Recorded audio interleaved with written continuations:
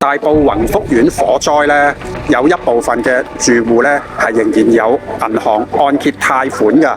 喺咁嘅情況之下咧，佢哋層樓冇咗，但係根據合約咧，佢哋係要繼續供樓嘅喎。但係相關嘅火險係咪可以完全覆蓋到成個單位冇咗嘅損失咧？呢個係一個問題。如果不能夠嘅話咧，即係話就算有火險嘅話，佢哋都要繼續去承擔剩餘嘅部分。繼續要供樓，但係層樓冇咗嘅喎。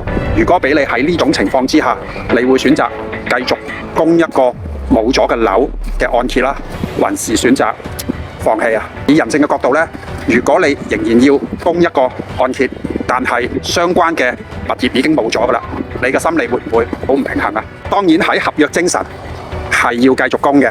如果你唔繼續供，你嘅相關信譽將會受到嚴重嘅影響，咁你以後就可能唔能夠再以一個好良好嘅信譽去借錢啊，又或者去再申請一啲按揭啦，又或者好多商業上嘅行為啊，都會受到影響。如果俾我喺咁嘅環境之下呢，如果我仲係有氣有力，有份工喺身嘅，咁我會同銀行傾咯，可唔可以供少啲啊？可唔可以相關嘅利息可以收得順啲啊？我成層樓冇咗喎，你要我繼續供，其實都真係唔係太過合乎人性喎。咁我盡力去遵守合約精神啦，但係可唔可以收順啲先？我會咁樣同銀行傾啦。喺另外一個比較極端嘅環境之下，如果我要繼續去供樓，但係我嘅經濟環境又唔太好，而層樓又真係冇咗喎，咁可能真係基於人性，真係會有機會放棄咯。